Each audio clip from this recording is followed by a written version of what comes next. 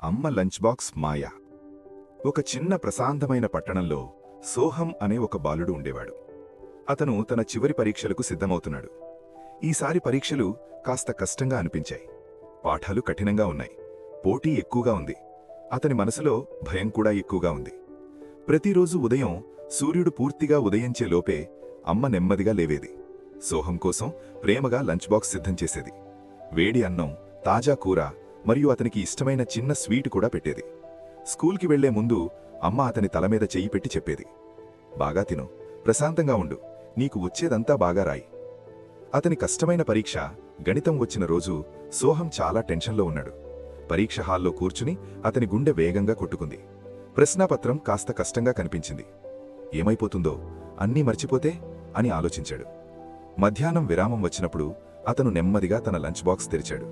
పైన ఒక చిన్న మడిచిన చీటీ కనిపించింది. అందులో ఇలా ఉంది, నీ భయానికంటే నీవు బలవంతుడువు. నేను నిన్ను నమ్ముతున్నాను, అమ్మ. సోహం ఆ మాటలు చదివి చిన్నగా నవ్వాడు.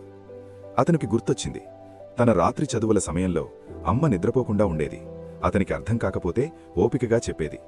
అతను తనపై అనుమానం పెట్టుకున్నప్పటికీ అమ్మ మాత్రం ఎప్పుడూ నమ్మకం కోల్పోలేదు.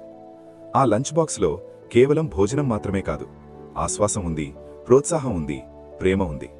కొత్త ధైర్యంతో సోహం మళ్లీ పరీక్ష హాల్కి వెళ్లాడు. ఈసారి ప్రశాంతంగా ప్రతి ప్రశ్న చదివి ఏకాగ్రతతో రాశాడు. కొన్ని వారాల తర్వాత ఫలితాలొచ్చాయి. సోహం అద్భుతమైన మార్కులు సాధించాడు.